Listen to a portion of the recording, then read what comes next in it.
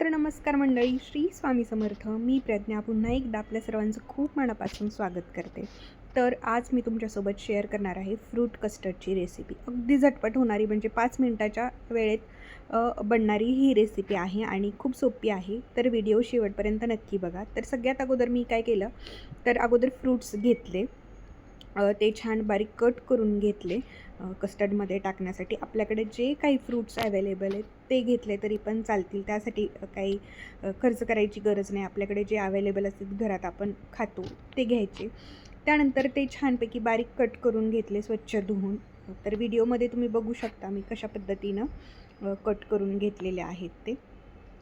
आणि छानपैकी सगळ्यात अगोदर फ्रूट कट करून घेतले आणि त्यानंतर मी दूध गरम करायला ठेवलं.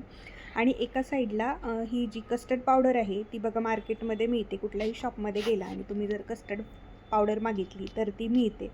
आणि मी ही पायनॅपल फ्लेवरची यूज करते कारण तो फ्लेवर छान लागतो पायनॅपलचा अदर फ्लेवरपेक्षा. स्ट्रॉबेरी असते ती पण थोडीशी औषधागत लागते, तेवढी छान टेस्ट येत नाही. पायनॅपल फ्लेवरनं खूप छान टेस्ट येते. त्यामुळे मी पायनॅपल फ्लेवरची नेहमीच कस्टर्ड पावडर यूज करत असते. याच्या अगोदर मी खूप वेळा ही रेसिपी केली आहे, पण शेअर मी पहिल्यांदाच केलेली आहे तुमच्यासोबत. तर ती कस्टर्ड पावडर घेतली आणि त्यानंतर एक वाटी दुधामध्ये, थंड दुधामध्ये 1-2 चमचे कस्टर्ड पावडर मी मिक्स करून घेतली. आणि कस्टर्ड पावडर एकदम सॉफ्ट असल्यामुळं त्याच्या गुठळ्या बनतात. त्यामुळं त्या गुठळ्या आहेत ना, त्या हलवून आपल्याला काढाव्या लागतात. त्यासाठी व्यवस्थित मिक्स करून घ्यायचं. खूप वेळ हे मिक्स करावं लागतं.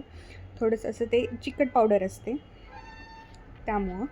आणि त्यानंतर छानपैकी जे ते दूध आणि पावडर मिक्स करून घेतली. आणि त्यानंतर एका साईडला मी छानपैकी दूध गरम करायला ठेवलं होतं अगोदरच.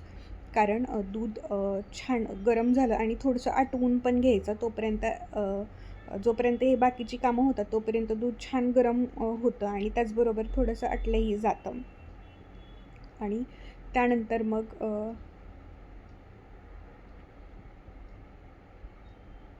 तुम्ही व्हिडिओमध्ये बघू शकता की कशाप्रकारे मिक्स केलेली आहे मी पावडर.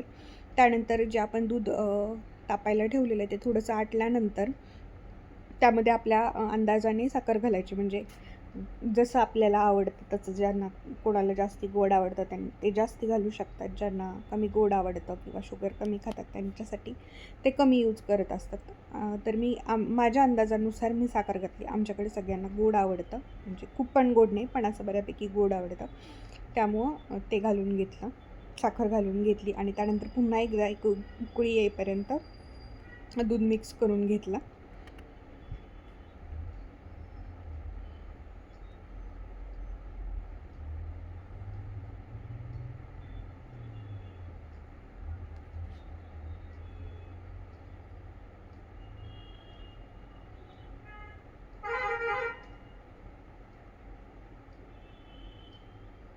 तर या व्हिडिओमध्ये बघू शकता कसं छान प्रकारे दूध उकळून घेतलेलं आहे. त्यानंतर गॅस बंद करायचा आणि थोडंसं गॅस बंद केल्यानंतर थोडंसं थंड झाल्यानंतर मग ही कस्टर्ड पावडर त्यामध्ये जी आपण मिक्स केलेली होती, पेस्ट बनवलेली होती ती घालायची.